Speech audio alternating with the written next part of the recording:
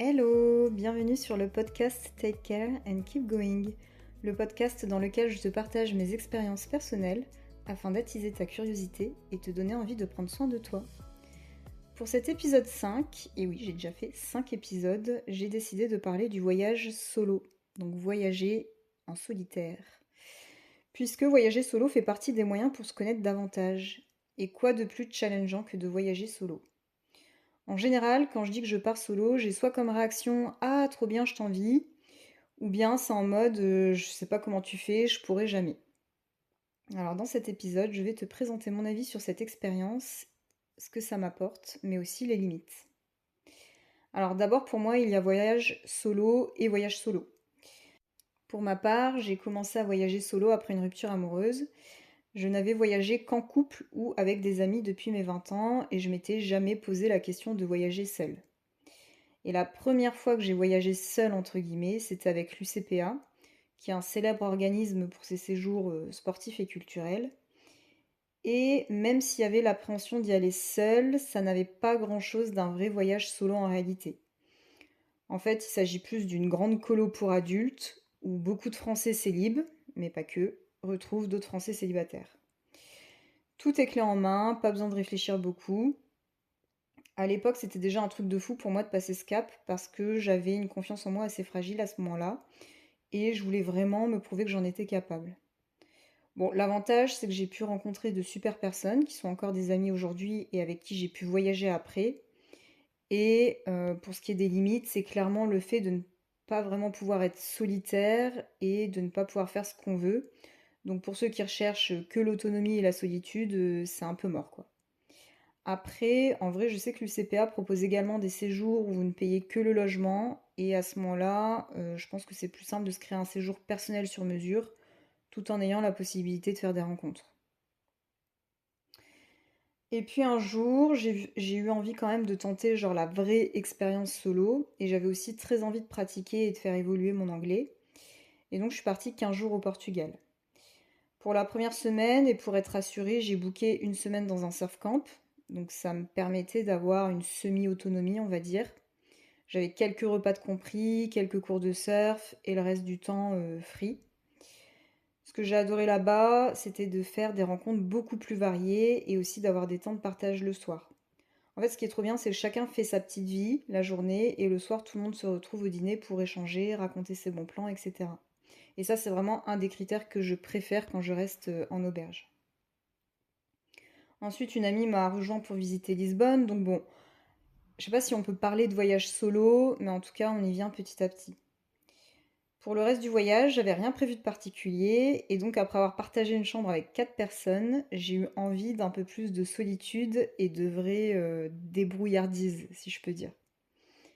Je me suis réservé un B&B solo à Porto pour quelques jours, et là, l'emmerde totale.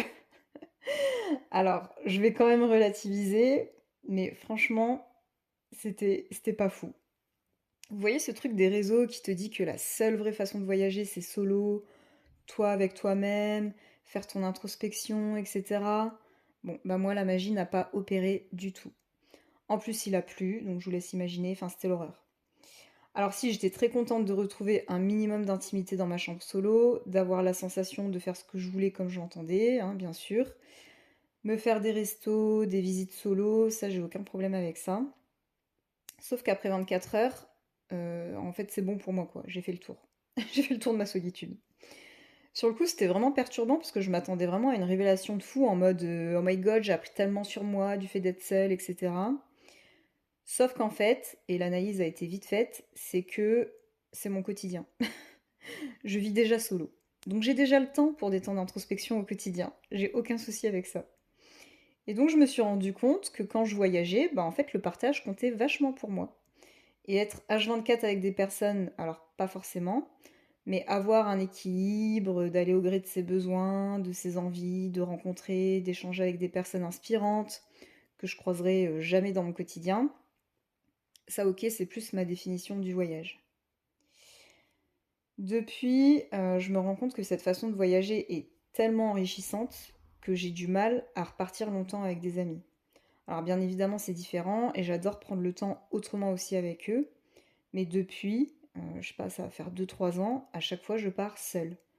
Sans être vraiment seule en réalité.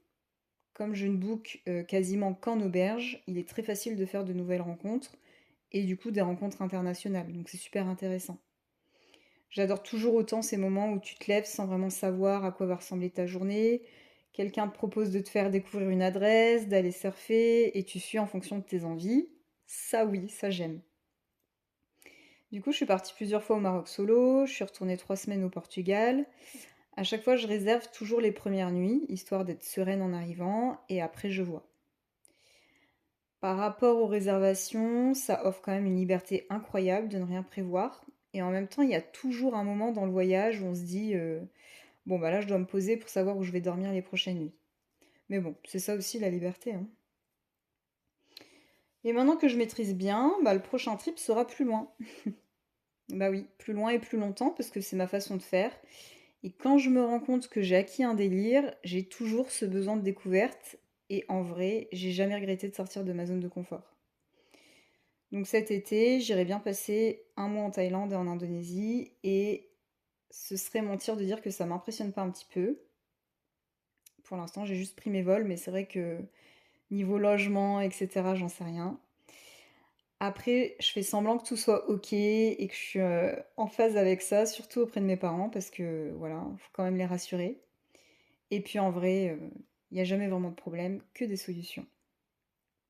Pour conclure, en prenant le temps de faire cet épisode, je me suis rendu compte à quel point les expériences vécues lors de voyages font partie de ce que je suis aujourd'hui. Et ça m'a quand même vachement plus touchée que ce que je pensais d'écrire cet épisode.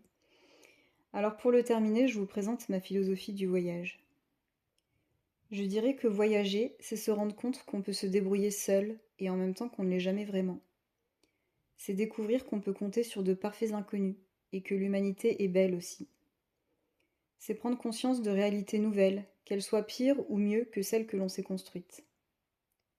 Voyager solo, c'est faire tomber ses propres barrières et se dévoiler plus vite en une conversation avec un inconnu qu'on ne l'aurait fait avec certains amis. C'est se rendre compte aussi que l'amour est universel malgré les barrières de la langue. Je tombe dans les clichés? Et pourtant. Je suis reconnaissante pour tous ces voyages solitaires tellement bien entourés. Je suis reconnaissante d'avoir rencontré pour 1 heure, un jour, une semaine, des personnes inspirantes et bienveillantes. Pour moi, il y a des contrats invisibles. On ne se connaît pas, mais je prendrai soin de toi. Merci pour les discussions philosophiques tard le soir, pour les prises de conscience, pour les partages de voyages, pour les fous rires. Merci à ceux qui ont veillé sur moi sans rien demander en retour. Ceux qui m'ont aidé à retrouver mon passeport perdu un trop grand nombre de fois, et ceux qui veillent sur moi, au loin, quand je surfe. Alors pour tout ça, merci à ces inconnus qui constituent désormais une petite partie de ma vie, et qui m'ont permis d'être qui je suis. J'espère que cet épisode t'a plu. Je suis curieuse de savoir si tu as déjà vécu l'expérience du voyage solo, ou si cet épisode t'a donné envie. Et pas la peine de se lancer dans le grand bain directement pour faire comme tout le monde. Petit à petit, c'est bien aussi. Je te dis à bientôt pour un nouvel épisode.